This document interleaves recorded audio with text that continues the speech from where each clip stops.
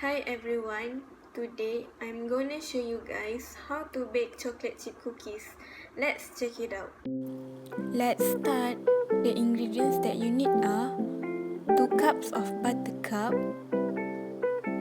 3 or 4 cups of brown sugar, 1 teaspoon of rose flavor, and egg.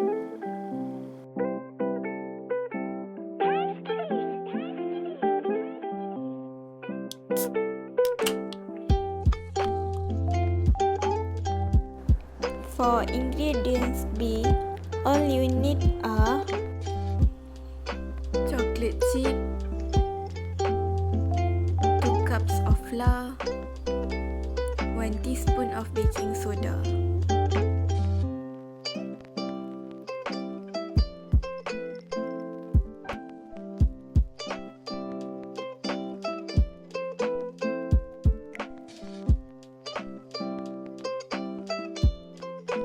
Firstly, add buttercup into a bowl.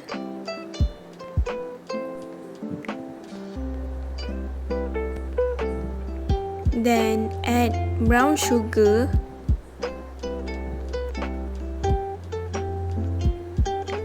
and egg, and lastly add rose flavor. You can also use vanilla essence for the flavor. Mix all the ingredients together until it becomes like this.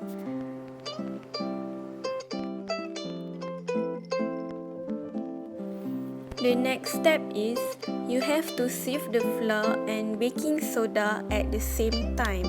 This is because it is easier to mix them with ingredients A later on.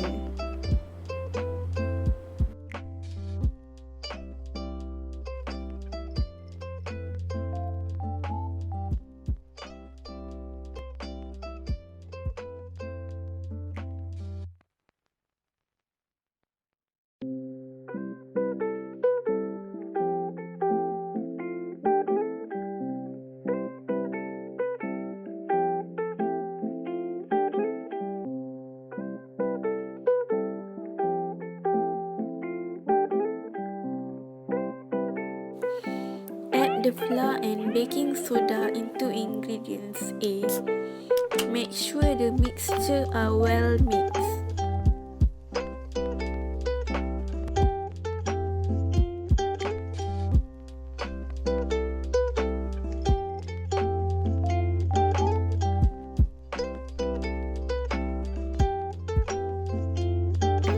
The dough will become like this.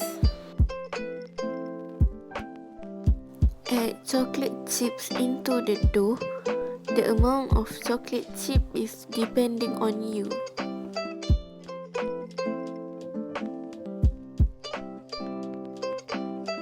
Cover the dough with wrapper before prep them into the fridge.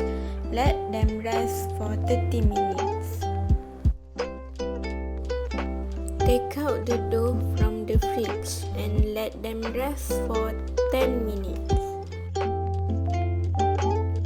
Preheat the oven about 5 minutes at 155 degrees Celsius.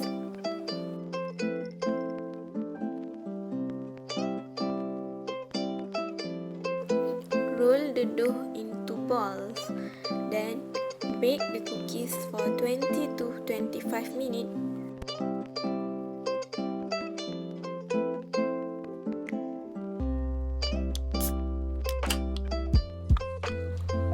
Take out the cookies from the oven.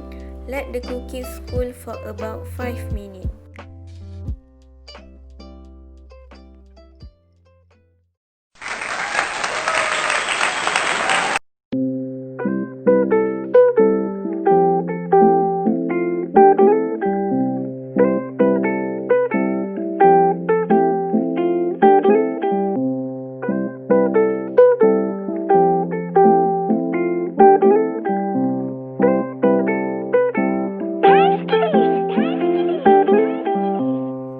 you